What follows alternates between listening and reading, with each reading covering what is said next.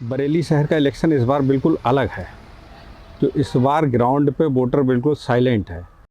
14 में एक उम्मीद थी मोदी जी के नाम पे कि मोदी जी आएंगे, इतनी फैक्ट्रियां बनेंगी, रोजगार मिलेगा, वो मिलेगा, सारी चीज़ें थी।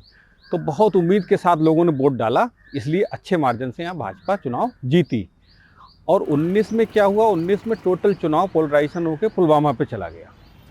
तो इस बार पोलराइजेशन बिल्कुल नहीं है।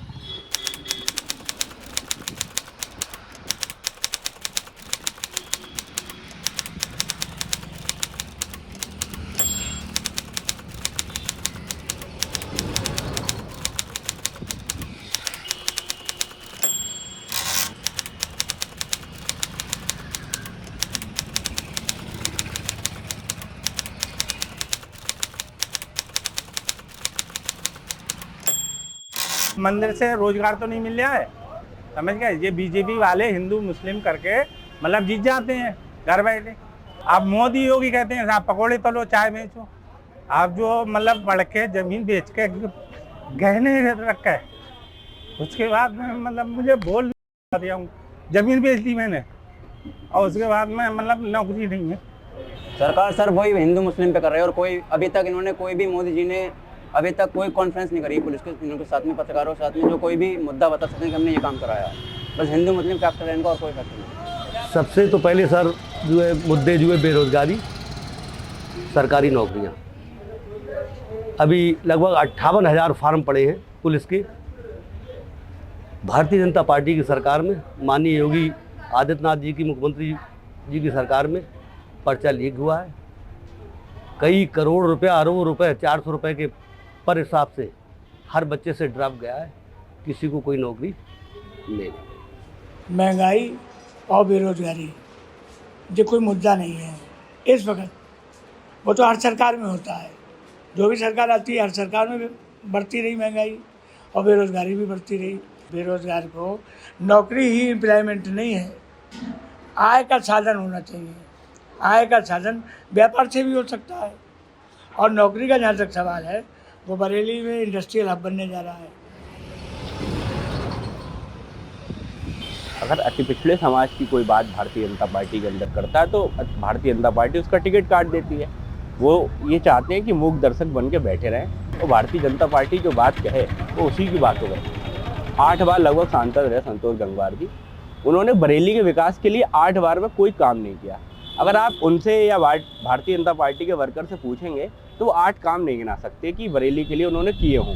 बरेली एक औद्योगिक हब था, यहाँ पे बहुत बड़ी बड़ी फैक्ट्रियाँ थी, रबड़ फैक्ट्री थी, बिम्को थी और कई तमाम उद्योग थे। तो सारे उद्योग धंधे बंद कराने का काम किया। 2014 के बाद से कम्युनल हो गई राजनीति, कम्युनल हो गई है, ध्रुवीकरण की राजनीति है। आप इस पार हो या उस पार हो, अगर आप हमारे साथ नहीं हो तो आप देशद्रोह विरोधी हो। हम मुसलमान की पॉलिटिक्स नहीं कर रहे हैं, सबका साथ सबका विकास हमारी राजनीति तो ये है। मुसलमान को ज़्यादा दिया हमने, हिंदू को कम मिला। हमारे क्षेत्र में हमने अपने हाथ से गैस बांटी, जो हमने गैस बांटी 80% गैस मुसलमान को गई, 20% हिंदू को गई। राशन कार्ड का जो फ्री राशन मिल रहा है 80% राशन जा रहा है मुसलमान को, हिंदू को 20% जा रहा है। क्योंकि उनके राशन कार्ड में है 10 यूनिट, 12 यूनिट, 15 यूनिट, हमारे राशन कार्ड में 3 यूनिट, 4 यूनिट, 5 यूनिट। ये बात सही है कि मतदाता में उदासीनता है, लेकिन हमारे अपने विधानसभा क्षेत्र में हम लोगों ने प्रयास किया है कि उदासीनता जो है, अब परसेंटेज जैसे हमारे पीलीभीत का हुआ, कम हुआ। हमारा परसेंटेज कम से कम, हमारा अपना प्रयास है 60 से अबव जाए। देखिए, माहौल तो सब जगह वैसा ही है, पूरे भारत में एक जैसा आप देख ही रहे हैं। दलितों, पिछड़ों, अल्पसंख्यकों, सबके साथ, और ख़ास तौर से जो कमज़ोर वर्ग के लोग हैं, कमज़ोर तबके के लोग हैं, घटनाएं ज़्यादातर उनके साथ होती हैं। परिवर्तन निश्चित है और मैं समझता हूं कि भारतीय जनता पार्टी इस बार सत्ता में नहीं है।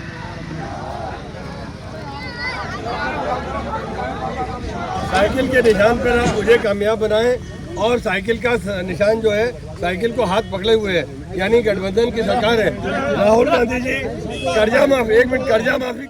एरन साहब को हर जाति, हर बिरादरी, हर धर्म का वोट मिल रहा है और बड़ी तादाद में मिल रहा है। यहाँ पर एक साजिश की थी बीजेपी के लोगों ने जो बसपा से कैंडिडेट थे छोटेलाल गंगवार, बीजेपी के लोगों ने साजिश करके उनका पर्चा खारिज करा दिया। और उनका पर्चा खारिज होने के बाद जो एससी समाज के लोग हैं, खासतौर से बड़ी तादाद में नहीं बल्कि 90% से ज़्यादा एससी समाज का वोट एरन साहब के साथ आ गया। उन्होंने जो चाल चली थी वो उन्हीं के गले पे फंदा पड़ चुका है। मुद्दे एक तो लोग ये हैं कि मोदी जी का चेहरा देख देख के लोग परेशान हो गए कि हर समय वो जो है दूसरे नेताओं को अंदर जेल में भेजकर वो कोशिश करते हैं कि वो अपना टीवी पे छाए रहें और 400 पार करके एक तरह से वो देश की जनता को डराते हैं, देश की जनता को चुनौती देते हैं कि साहब मैं तो 400 पार हो ही रहा हूँ। 2010 में और 2012 में करीब 18 दिन जो कर्फ्यू रहा 2012 में, और 2010 में करीब 6 दिन रहा, तो ये सब बीजेपी की कृपा है। ये साजिश वहीं से शुरू हुई।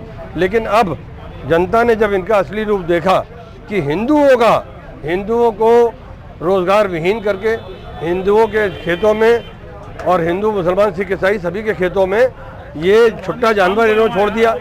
अस्पतालों में बदहाली है, जो बड़ा बजट था वो सारा बराबर कर दिया।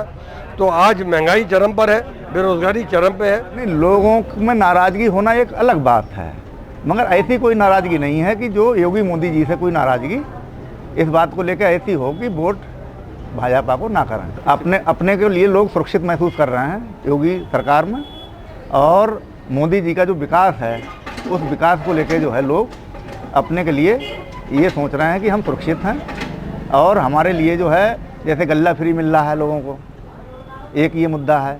लोगों को 2-2 हज़ार रुपये सम्मान निधि के मिल रहे हैं साहब। एक माहौल है, माहौल ये है कि रोज़गार एक बहुत बड़ा मुद्दा है। जो युवा है, किसी भी डिबेट में आप चले जाइए, कहीं भी, हालांकि खुल के वोटर नहीं बोल रहा है। इस बार एक चीज़ और देखने को मिल रही है, आप लोग बहुत ज़्यादा देखते होंगे ये चीज़ें, कि खुल के वोटर नहीं बोलने को तैयार है, लेकिन रोज़गार बहुत बड़ा मुद्दा है, बहुत बड़ा मुद्दा, महंगाई बहुत बड़ा मुद्दा है। जैसे एक हिंदुत्व की जो राजनीति है उस बीच में एक बड़ा अवरोध ये आया है कि लोगों ने जाति और बिरादरी को पहचानना भी शुरू कर दिया। मतलब एक कहें बहुजन आंदोलन की जो कहें जो उसमें दाखिल हुआ है, उसने लोगों को एससी, ओबीसी और इसकी पहचान के तौर पे भी उनको दर्ज कराया है। जब दर्ज कराया है तो उनको खुद समझ में आया कि वो हिंदू कितने हैं और ओबीसी कितने हैं, या हिंदू कितने हैं और एससी कितने हैं वो। तो जब ये बात आ जाती है तो हिंदुत्व की जो ऐसी राजनीति है जो सांप्रदायिकता पे टिकी है वो बिखरना शुरू हो जाती है। वो नाम चेंज करना योगी जी की राजनीति का हिस्सा रहा है, और वो कई जगह के नाम बदले, फैज़ाबाद का बदलने की बात की, अलीगढ़ का बदलने की भी बात वो करते रहे हैं, और कई शहरों के उन्होंने नाम बदले हैं। तो कोशिश उनकी यही है कि जहाँ जहाँ किसी ऐसा कोई चौराहा है जो मुस्लिम्स को रिप्रेजेंट करता है, जब तो डेला पीर दरगाह जो है तो वहाँ पर आदिनाथ चौक के नाम से डमरू चौराहा बनाया गया, तो वो भी इसी का हिस्सा हो सकता है, इसी एजेंडे का।